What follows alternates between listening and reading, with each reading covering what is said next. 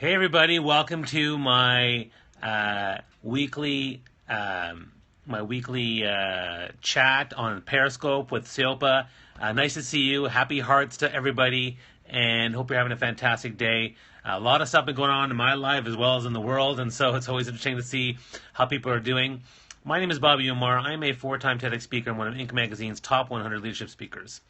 And today I'm going to talk about a topic that's really important, which is strengths versus weaknesses. Now, I come here every week to talk about topics with Seyopa in regards to seizing your passion, how to seize your passion, how to leverage your passion, whether it's a business or a social cause or even in your own career. So, hi, how are you? Good to see you guys.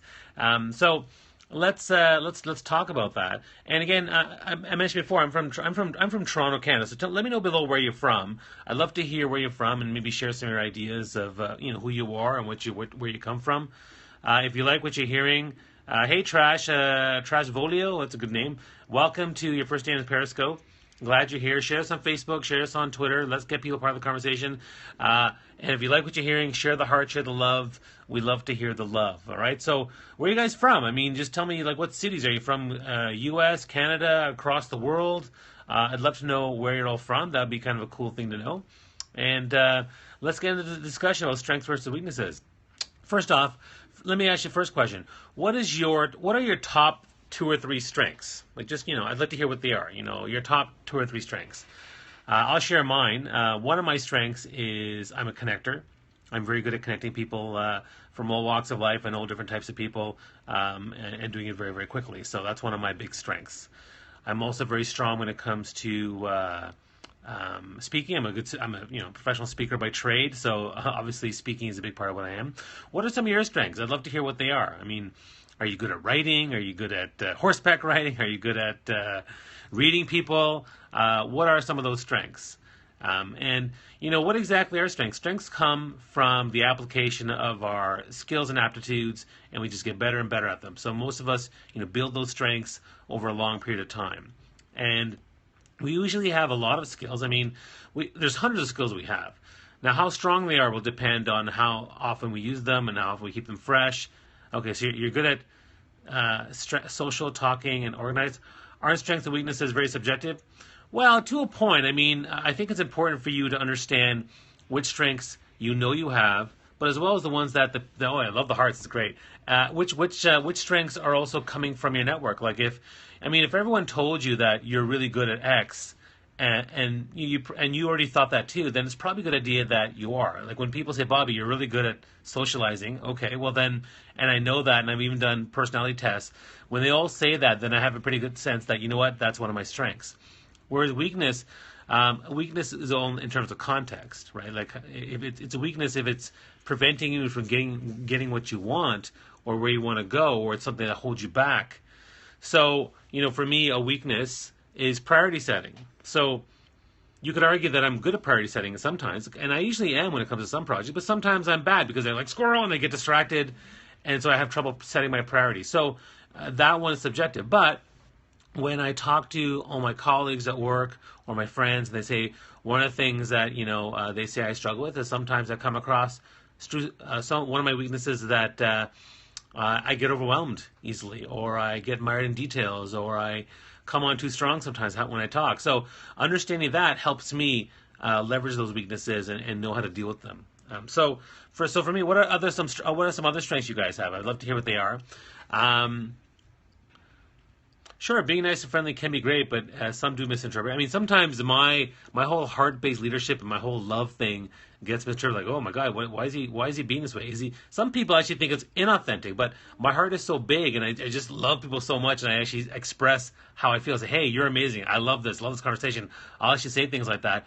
And some people, they get thrown off by that. Like, oh, that's so forward. Why would you say stuff like that? So sometimes that gets a little bit difficult. Now, why are strengths important? Well, the first thing, if you have a strength, then if you know what the top 5 are, let's say, you can leverage them and take some of those strengths, and again, thanks for the hearts. You can take some of those strengths, that's a strength, giving hearts, I like that. Take those strengths and take some of the key ones for your passion or for your business or for your cause and take them to superhero status, right? Michael Jordan was good at basketball but bad at baseball. He focused on his strength in baseball and became a superhero.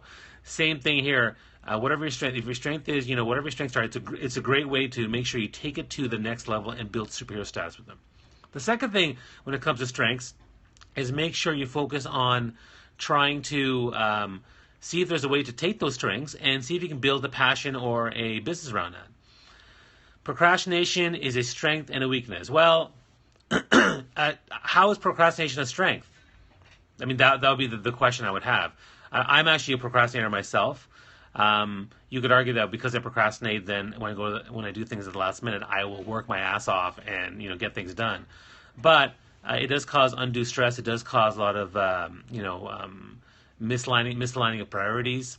So I would say procrastination by its very nature is more of a weakness that we have to overcome. Now, it's a strength if it's helping you succeed in life.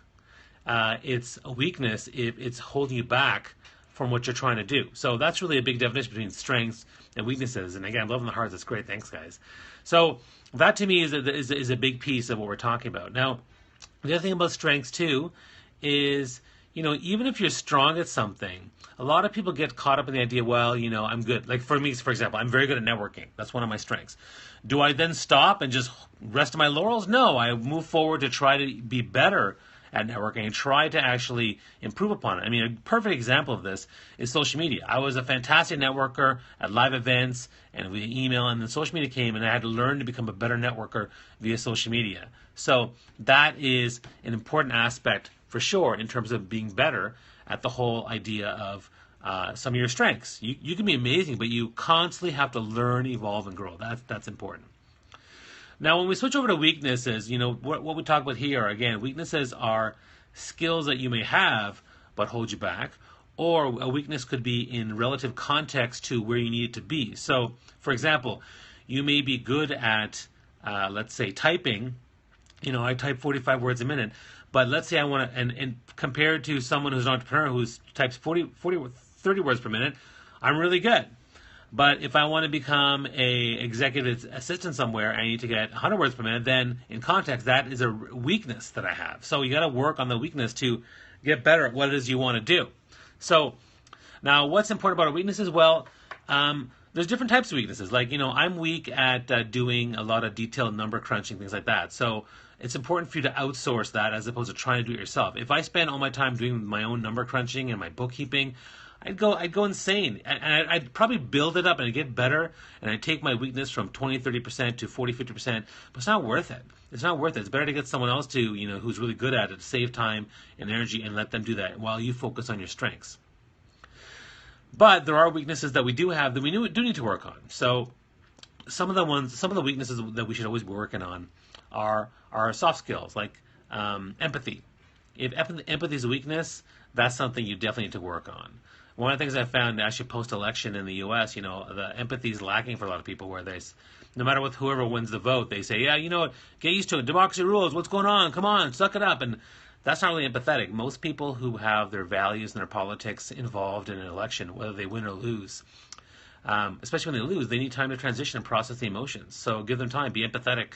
Have empathy for that. We can always work on empathy and be better. Being a gracious winner, being a gracious loser goes hand in hand. So that's an important thing to keep in mind. So empathy is really, really critical there. And that's if that's a weakness for you, you need to work on it. So some soft skills like empathy and love and connection, these are things that you need to finding balance in your life, getting overly stressed. These are things you need to work on. The other ones, though, that are not that important are usually like technical skills. If your weakness is a technical skill, you don't need to really work on it. You could if you absolutely have to, but other people can be there to support you if you want to do that. Now, how we relate strengths and weaknesses together, well, that's the other big thing. So how do we work on our weaknesses? Won't we need someone outside? Well, usually, some weaknesses can be helped with a bit of like counseling or getting a friend or a mentor or a supporting person. So, for example, I've helped my friends work on their empathy by showing them how to relate to people that are different than them, and it just comes from a conversation.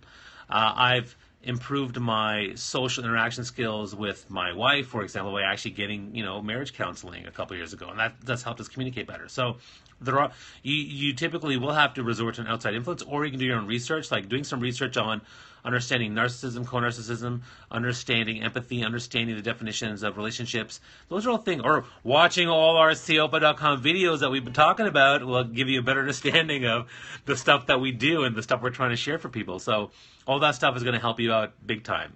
So that to me is also really important. So you may have to go out there and actually talk to people and work on your weaknesses. Now, strengths versus weaknesses, again, take your strengths to the next level, and then use your strengths to help other people build their weaknesses. And then take your weaknesses and understand what they are, outsource the ones you can't deal with, and then take the ones you can deal with or you need to deal with and work on them by yourself or with a friend. And that to me is the most important thing, trying to balance that. Now, and the last thing I'll say about this whole strength versus weaknesses, you cannot always leverage every single strength. You cannot fix or deal with every single weakness. So you have to focus on prioritizing the ones that are mostly important for you in your passion project or your career or your life or whatever you're trying to do. So, I may have 10 strengths, but, do I need to specialize and focus on every single one? No, because it's going to get caught up. So here's an example. I'm actually really strong at analytical thinking or playing chess or I'm even very good at GMAT, but do I spend my time doing that? Not as much, not really. If it comes up, I'll deal with it, but I don't spend time on it. Same with the weaknesses. I mean, some weaknesses I have a weakness for food. Well, I'm working on that one. But I may have weaknesses for other things that I don't actually spend time on. So that's really what it's all about. So if you like what you're hearing, again, comment below, share your thoughts and ideas. You can go to seyopa.com/stream, check out the videos we've been posting for over a year now. We love what we do. We're trying to help a lot of people seize their passion and focus. We'd love for you to share your own videos. Just tell us what you're thinking. I'm loving the love. I love the hearts. Fantastic. Share the love. Share ideas. I'm here every week at 11:45 a.m. Eastern Standard Time to help you seize your passion, to talk about ideas, and see if there's ways to help one another out. So if you like what you're hearing, stay tuned. Share this with people. Share the video. And I'll see you next week. All right? Wishing you all the best. Take care. Talk soon. Bye.